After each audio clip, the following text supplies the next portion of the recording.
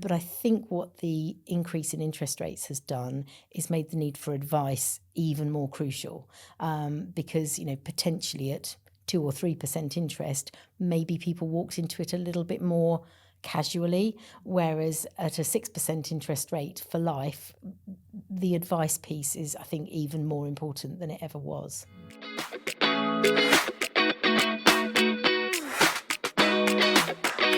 Hello and welcome. In today's episode, we have guest speaker Sarah Ferrell, equity release and mortgage advisor at Ferrell Financial. Sarah, thank you so much for joining us today and a huge welcome to you. Thank you for inviting me. So let's start off with how long you've been in the mortgage industry for. So 27 years. I know. How long have you been working specifically in the lifetime mortgage market in that time? So I qualified in 2014, so this is year 11. Wow, okay. And how are you finding it? How has it been? It's changed a lot in that time. It really has. Yeah, we can definitely delve into that a little bit. What sparked your interest in lifetime mortgages? Probably twofold.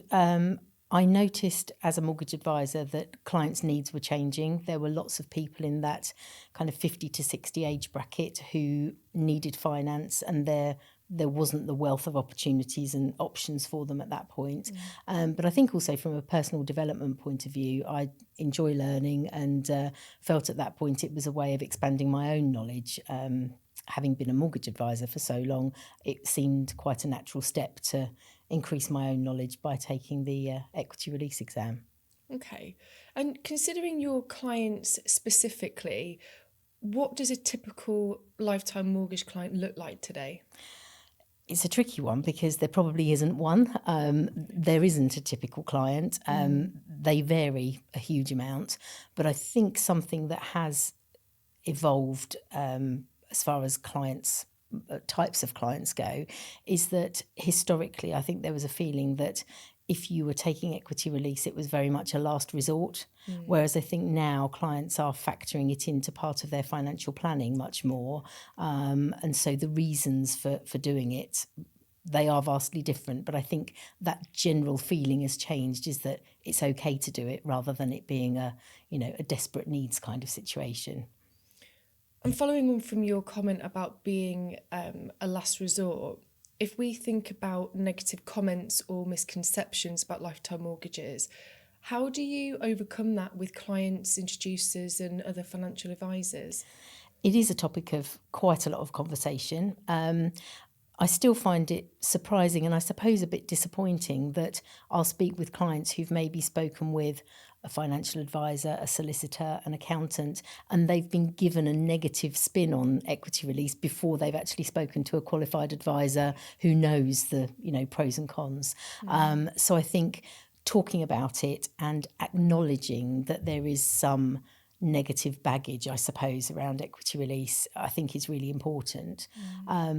I do, in many client conversations, talk about what it used to be and what it's not now, and the positive things that have happened to protect people considering equity release, the regulation, the fact that from a technical point of view, it's very much like any other mortgage in that they still own their home. And I think that's a big concern with people because they think it's what it used to be.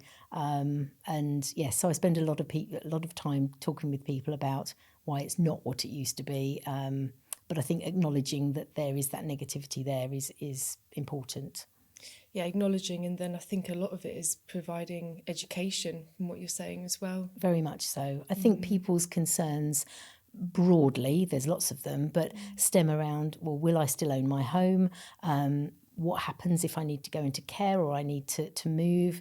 What happens to any inheritance? And they're the bad stories that they've heard about from equity release plans of the 1970s.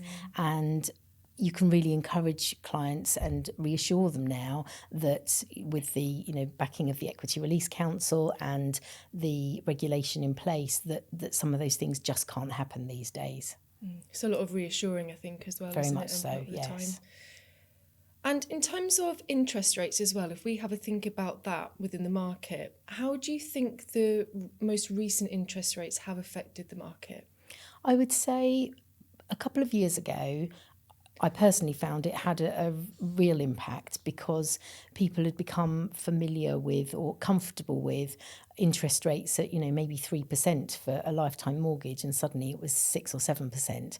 So I think it did curb interest or make people more concerned when they were maybe thinking about raising money to put a new kitchen in or to go on a lifetime holiday or those kind of more, not frivolous, but the aspirational, borrowing. It didn't stop the need for people who, really needed that product. But I think what the increase in interest rates has done is made the need for advice even more crucial, because, potentially at 2 or 3% interest, maybe people walked into it a little bit more casually, whereas at a 6% interest rate for life, the advice piece is, I think, even more important than it ever was. So a lot's changed with the interest rates, would you say, in the last 10 years when you think about clients and their attitude perhaps? Yes, I think so. I mean, when I started, I would say the first few applications that I did in 2014 and 15 were maybe kind of 5.5% to 6% interest. We then had a couple of years at a couple of lifetime mortgages at 2 point something. I remember. And now they've kind of resettled at kind of mid 6%. So I think people have acclimatized again, and I think where the rates over the whole industry have gone up, if you're dealing with a client who's maybe coming to an end of a fixed rate on a mortgage and the comparison is going in onto a lender's standard variable rate at maybe 7 or 7.5%, and comparing that with a lifetime mortgage at maybe 6, then there's not so much disparity, and you're not comparing like for like, but the conversation is an easier one to have. It doesn't feel like they're jumping from one, low rate to a high rate. And when we think about using terms such as equity release and lifetime mortgages, they are both used together. But what are your thoughts on this? Well, again, it's something that I discuss with clients quite frequently, and explain that actually whether we say equity release or whether we say lifetime mortgage, we are ultimately talking about the same product. And going back to that negative points, that sometimes people bring up, I will acknowledge with people that maybe the term equity release has got some negativity still attached to it. And so in calling it a lifetime mortgage, it sounds more positive. It's somewhat of a rebrand, but that actually it's technically a more accurate description of what we're talking about, because it is a mortgage. It's designed to be for lifetime, although it doesn't have to be, as we know now. But that in terms of reassuring clients about the suitability of the product, a lifetime mortgage is possibly a more accurate description of the kind of product we're talking about.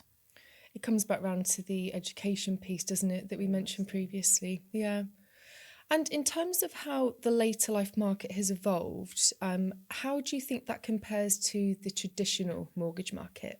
Oh, I think the way the lifetime mortgage market has evolved is, well, it's massive, really. It's so different from when I started in the market. If I think I took my CMAP exams back in 1999, and at that point you had a repayment mortgage or an interest-only mortgage, you have fixed rates, you have tracker rates. That's the same now in 2025. When I qualified 11 years ago as an equity release advisor, very few plans accepted any kind of payments.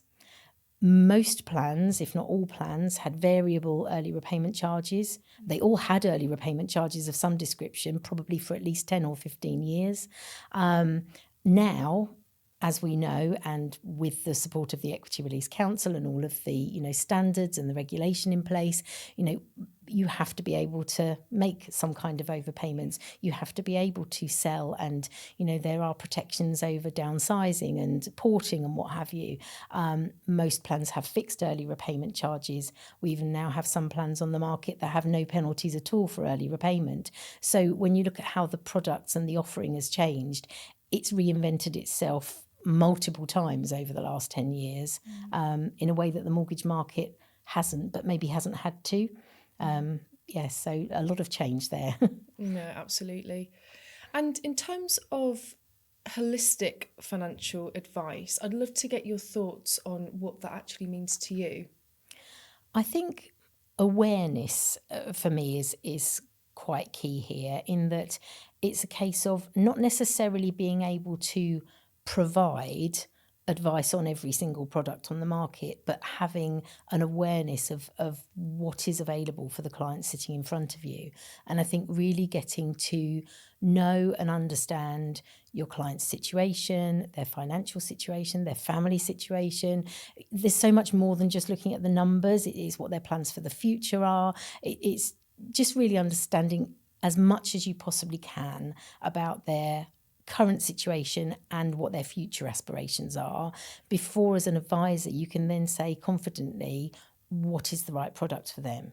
And so from the holistic point of view, and specifically with mortgages in mind, I think it's knowing not just all of the lifetime products available, but what is available in the traditional mortgage market now. And there's a lot of these hybrid kind of products that fit for our 50 to 60-year-old client base, that just weren't there historically.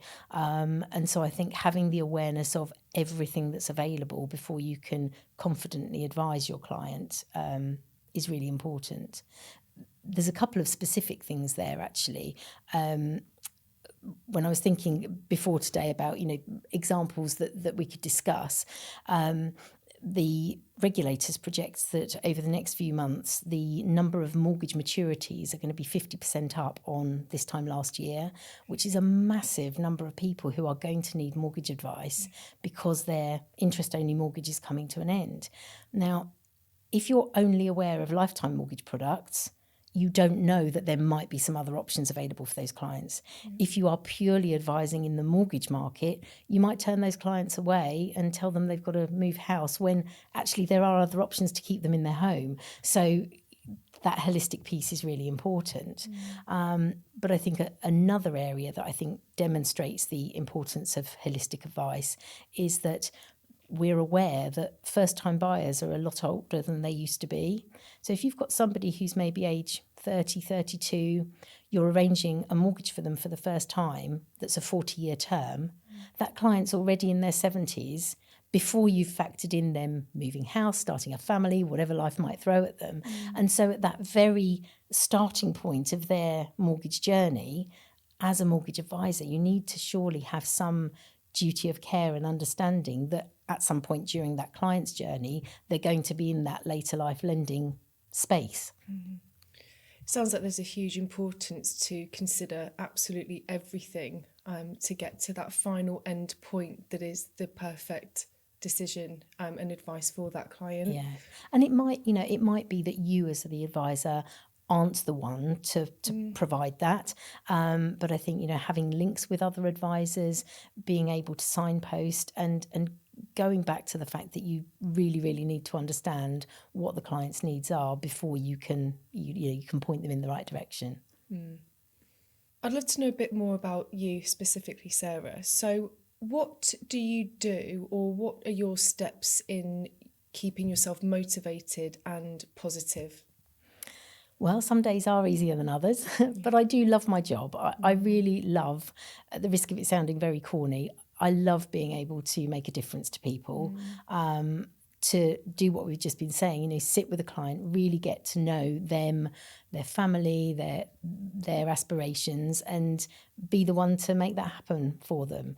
There was a client only this last week who came to me after their equity release transaction had completed and said, "You've changed my life," which I'm like, well, that's actually what keeps me motivated. To make that really significant difference to somebody is really satisfying, and it's very rewarding. You just want to keep on doing it, making Absolutely. more people feel that happy. Yeah, it's a real privilege to be able to do that. And I think when you're dealing with somebody who is later in life, the fact that they've entrusted that really important financial decision to you, it's a real privilege. Yeah, sounds like you really look after your clients, which is what everyone wants. And in terms of Ferrell Financial, tell me what's next. What's on the horizon for you? Well, I hope much of the same. I don't have any plans for expanding or changing anything. In our firm, there's myself and my husband. I'm the advisor. He's very much the compliance side of what we do. And we don't have any plans to change that or change what we're doing. But I would like to take more opportunities like this, just to talk about the industry, to talk about how it's evolving, to help maybe advisors who are in the industry but not in the later life space to see it as an opportunity for themselves, for their own business, but ultimately for their clients, and just, talk more about it. There's definitely a lot of opportunity, isn't there? Yes, yeah, there is. And my final question for you, Sarah, is if you could take your younger self out for a coffee and a chat, what is the one bit of advice or reassurance that you would give yourself? Gosh. It's a big question, isn't it? Well, it is, yes, and the answer would probably change a number of times during your life. Yeah. I'm at a stage of my life and my career now where I wouldn't have envisaged doing this, some years ago. You don't always know how things are going to work out. So I think just live each day and take every opportunity that comes your way. Be open-minded. Work hard and be nice to people is one of my mottos, and it seems to go a fairly long way. And I think that's a lovely way to finish for us today as well. So thank you so much for your time. Thank you so much for travelling to be with us here today. Sarah, you've been brilliant. Thank you so much. Thank you for having me. It's been a pleasure. Thank you.